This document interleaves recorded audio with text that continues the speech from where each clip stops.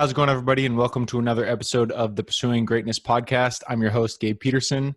This is the place where you can learn how to master your health, your wealth, and your love all in one place. So I hope you look forward to another great episode with another great guest.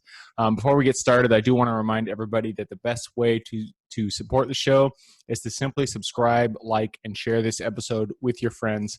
Also, if you want to get more involved with the show, check out our website at pursuinggreatnesspodcast.com. Other than that, I hope you guys enjoy. I hope you have your pen and paper ready to take some notes on some great wisdom coming your way. And I look forward to seeing you guys on the other side of the episode. All right. And we are live. Today we have with us Murielle Fellous. Murielle is the founder of Single Moms Doing It All, an intuitive life coach where she helps single moms prevent the downward spiraling into fear, overwhelm, guilt, and powerlessness, and teaches them to co-create and co-parent with the universe. Murielle, thank you very much for hopping on. How are you? I'm great. I'm terrific. Thank you for having me. Awesome. Yeah. To get us started, why don't you tell us, where you are, what you do, and how you got started down that path?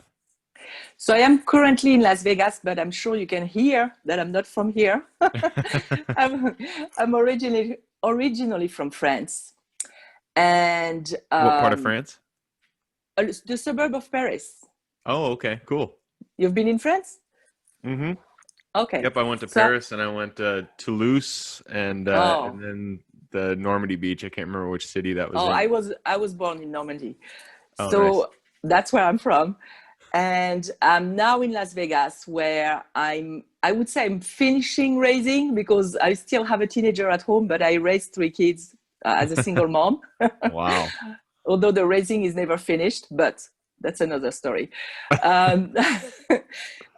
So I started coaching a long time ago, and I was originally coaching on dating until when my kids became teenagers, they started acting out, and sometimes in dangerous ways, like normal teenager stuff, but really pushing the limits. And I started living into fear. I was so afraid that something would happen to them that I was waking up in the middle of the night with terror scenarios in my head, like seeing them dead in a street because they were stupid and they tried something at a party. Mm-hmm. I'm sure I put my mom through hell when I was growing up too. So I hear a lot of that. A lot of people tell me that. I'm like, you don't know what you're doing to your mom. But and it was so bad that I started spiraling into depression without even realizing that it was depression. Mm-hmm.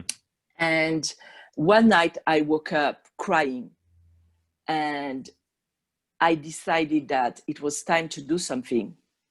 So I started working on my mindset, because I was a coach. I didn't want to take antidepressant or anything. I wanted to use the tools that I knew first. And I started working on my mindset, and mostly working on attention and changing my perception by choosing my attention and redirecting my thoughts. So at the beginning, it was very hard because I had a lot of negative thoughts. I was in, a fight and flight state almost 24/7, low grade of anxiety and stress. Yep. And because I use tapping, emotional freedom technique, a lot with my clients and in my life, I really, really use the tapping to bring myself to an emotional state that was neutral, where I could get to a point where I would choose my thoughts. And when I was waking up in the middle of the night with an horror scenario in my head, I decided, nope, I don't have any proof that that's going to happen. So why entertain that thought instead of something more positive? Because you have an impact on people based on what you think about them. They feel that, both on an unconscious level and energy level. And I didn't want to vibrate at that level. I didn't want to vibrate at fear. So I started doing that more and more often. Meditating, of course, I came back to my meditation practice daily, no exception. And I started feeling more neutral and centered, and I was able to access my inner wisdom and even tap in the field. Some people call it the universe, God, the field of infinite information, love, whatever you want to call it. I started really connecting with that, understanding that the way that it had protected me in the past, because I went through life-threatening diseases, I was twice, I could also count that they would protect my kids and that they would have the guidance also, because I have. And anything that I could not control, I decided that it was controlled for me. It was managed. And slowly, my anxiety receded and I was able to live normally. And when I got out of that, I decided to stop coaching on dating because it was less relevant to me. What was relevant was that pain that I went through that I wouldn't wish on anybody. And that slow depression that you don't see coming, you don't even realize that you are in depression until it is too late. And so I redirected my business, I gave it a new name, and I started really coaching single moms. Wow. Yeah. That's, I mean, your story is really inspiring, because there are so many people out there who have gone through what you have gone through and have, I mean, not exactly what you went through, but, you know, they find themselves living their day-to-day life, and all of a sudden something grips their attention, grips their fear. And they don't, you know, over time, they don't realize it, but then they're all of a sudden in depression, and they're stuck and they can't get out. And so, you know, it sounds like you were able to find, you know, two words kind of popped up when you were talking. You said tapping, and you said meditation. So I'd like to go a little bit further into that, because it seemed like that really was able, you know, is the crux of it to kind of help you pull you out of that and into, you know, back into the power that you have in your life. Yes. So tapping, it's also known as emotional freedom technique. It is a technique that mixes modern psychology and ancient wisdom, because we use the meridians that the acupuncturists use for thousands of years. And what we do, it's called acupressure. It's you tap slowly, lightly on your meridians with 2 fingers, 3 fingers. And there are several points, a series of points that you tap on. And it literally intercepts the fear and the stress response in the brain, because it communicates with the amygdala, which is the center of stress in the brain. And when this center is activated, when you feel a threat, whether it is in your mind or something real in the world, your brain puts itself on alert. It's a survival mechanism. And your blood flow is redirected. Instead of having it in the frontal cortex where we think and analyze logically, it's redirected to your limbs. Your heart starts beating faster, a series of biochemical reactions. And not only, excuse me, you cannot think straight because you don't have as much blood in your, I would say, intelligent, like conscious brain, like frontal cortex. But you also have, it's not good for your health because you have more cortisol, your heart is beating faster, etc., etc. So tapping intercepts that response from your brain. And what it does is, on a psychological level, because you think about the problem, or you talk about the problem. With my clients, I talk, but even if you don't talk about it, you just think, it still works. You break the neural association between your problem and stress and fear, and you start bringing it to an association to something that's more neutral. In my case, it was way neutral before. It could be a little bit positive, and that could be the case for a lot of people, because you cannot go from negative to positive right away in those kind of cases. It's too strong. You have to be in the gap, like in neutral first, when you can think straight and convince yourself that you have to choose your thoughts with the probability of what could happen and not. So that helped me calm at a physiological level, at a body level. Meditation, I've practiced meditation for years, on and off. But every time I had crisis in my life, it became more obvious that I need to stay with a daily practice. And now I am at a daily practice. And meditation. What type of meditation do you, I know there's, I've heard many different types of meditation. And so what do you kind of focus on? So for me, first of all, I'm different from day to day. There are days where I'm going into silence, and that's what I love the most. But when I'm too hectic, when there is too much going on in my life, I can't. It actually does the opposite effect. What people don't know is that if you try to not have thoughts, you actually stressing your body more than meditating. So you're reinforcing the stress. Yeah. So for the days when my mind can't stop talking, I do guided meditations. I have my own that I create. I do gong. I love the sound of gong and Tibetan balls. I focus on the sound so that I can have something that I can attach my attention to, and it doesn't go on diagonal on all my thoughts about what I have to do.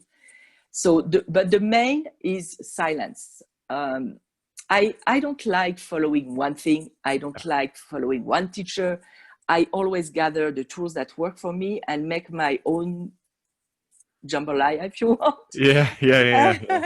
Because different times, different things work in different times. So some people like to adhere to one thing. That's not my style. So I go with what works at the time. Yep, absolutely. So it sounds like this happened over a period of time. How long did it take you from the point where you're like, shit, I am in depression, it's happened, to the point where you felt like you finally had kind of control over your thoughts in your life again?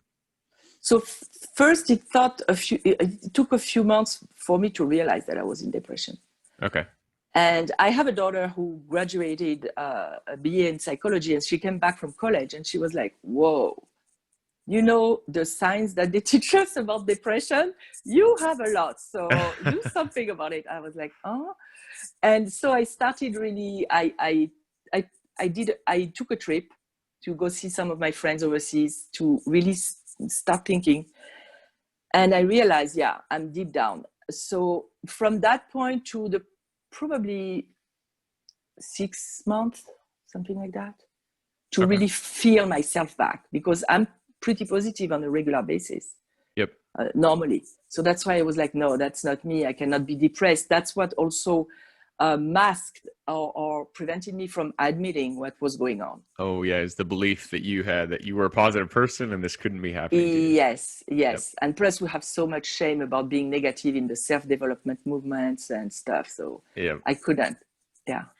Yeah, and that is the hard thing about depression, is that you feel, you want it to end now, you want it to end today, but it does, it takes time. You said 6 to 8 months, and I've heard even longer. And so, once you get in there, it really does, you have to do the daily things every single day. It sounds like you kind of were redirecting your thoughts on a daily basis. You recognized a negative thought come in, and you acknowledged it and redirected it. Kind of take us through that process. Like, how did that work for you? So I call it, when I describe it to my clients, I call it ADD, because my son is ADHD. So I was reflecting on the fact that sometimes not being able to focus on one thing is a good thing. And in the case of negative thoughts, it's a very good thing. So I was like, we should be ADD about our negative thoughts. Oh, okay. And then I said, okay, I'm going to create an acronym to remember that and teach that. So the A stands for awareness of what's going on. You feel bad, so you say, okay, I have negative thoughts.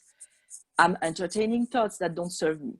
The first D is for decide. Is it the kind of reality that you want to create? Is it what you want in your life? Because we are creators. And once you've decided that that's not what you want, the second D is for define. Design a thought that will bring you to feel wherever you want to feel, because we create with our feelings, our thoughts, but secondarily our feelings, our emotions. And once you are in better emotions, in higher vibrating emotion, I always describe it as an elevator energy. You can vibrate at first floor where is anxiety, fear, the world is there to get me, or you can vibrate at the penthouse where I'm a divine being, I create my reality, I'm loved, I am loved. So I always, my goal is to vibrate at the penthouse, but of course we are human beings, right? So at a certain point when you practice thought intervention, and emotion intervention. I even created an audio that I send people to get out of that loop. You start vibrating between 2 and 3 floors on a regular basis. Granted that nothing major happens on a regular day. So the more you work on yourself, the higher in the floors of energy you vibrate. And then there are days where you can vibrate for several hours at the love, the penthouse, the highest vibration, highest emotions. But you go back and forth between, I would say in my life, appreciation, joy is a big one for me. I consciously choose thoughts that bring me there. And also, I'm a Capricorn and I have a very rational side. So clarity, and you really thinking clear and being practical. So all those together, and you have dominant emotions throughout your days that create what I call happiness in your life, because happiness is a series of moments of either you're happy or you overcame something and you grew. So that's part of happiness. Yeah, no, I love it. And I remember when I first got into kind of the self-development book stuff, like all those books. And I wanted to, I would work on myself, I'd work on my thoughts. And when I would have, those good moments, those good days, I wanted to keep it. And then when, it inevitably went down, I would kind of feel bad, feel like I screwed something up. But that is just kind of how it goes is, over time you work on yourself and it's an upward trajectory, but it is an upward trajectory that has peaks and valleys. And you just want to get those valleys a little bit higher every single time to the point where you're kind of vibrating and your lows are higher than your highs in the past. So yes. I love that. That's nice. Yes, that's exactly that. Well, hey, we are nearing the 20-minute mark. It goes so quick. So I'm going to have to push us along into the final quick question round. And this is where I ask you quick questions and you give quick responses. And it starts with books. I am a huge fan of books. So I always like to ask my guests what their favorite book is. One book recommendation for the topic that you're talking about, which is mindset, spirituality, anything like that. And one book recommendation just for general life wisdom. So it's always so hard for me to pick my favorite books because there are so many. But there is one that I come back often in my life, and it's The 4 Agreements by Don Miguel Ruiz, because it changed my life. Yeah. One book that I would recommend for mindset, spirituality. I read a lot of Gabrielle Bernstein. So The Universe Has Your Back. It really did a big change for me too. And the last one was general. I tend to read, my pleasure is to read self-help books. So Louise Hay. Oh yeah, that's really good. I like her. Anything Louise Hay, you can heal your life, but all of them. Yep. Great recommendations. And for people on YouTube, I'm sorry, I don't know why I turned into a fuzzy monster, but my camera's just not working with me today. Going on to the next question, and that is your habits. Your habits are the foundation for your life. They are what allow you to move forward. So what is the habit that you feel you've had that has contributed the most success to your life today? Meditation and journaling, 2 of them, the 2 combined. Sorry, what was the second one? It was meditation and journaling. Oh, journaling. Awesome. All right. And then final question is, if you could go back to the Murielle, say who, was just starting out in life, maybe you just graduated college, just got out of high school, go back to her, sit her down and look her in the face and give her one piece of advice moving forward, what would that piece of advice be? Lighten up. Don't be so serious.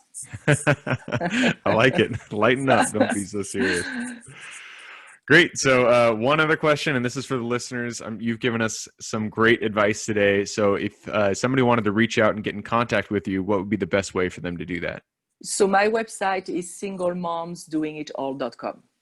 singlemomsdoingitall.com. And we didn't even get in, we didn't even get deep into that. We were really focused on the restarting your life from depression focus. So maybe I'll have to have you back on at some point.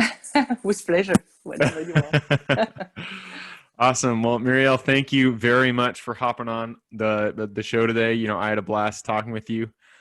For everybody who's here with us today, thank you guys for showing up. We couldn't do this without you. So again, thanks for showing up. The best way to support the show is just to subscribe, like, and share this episode with your friends and family.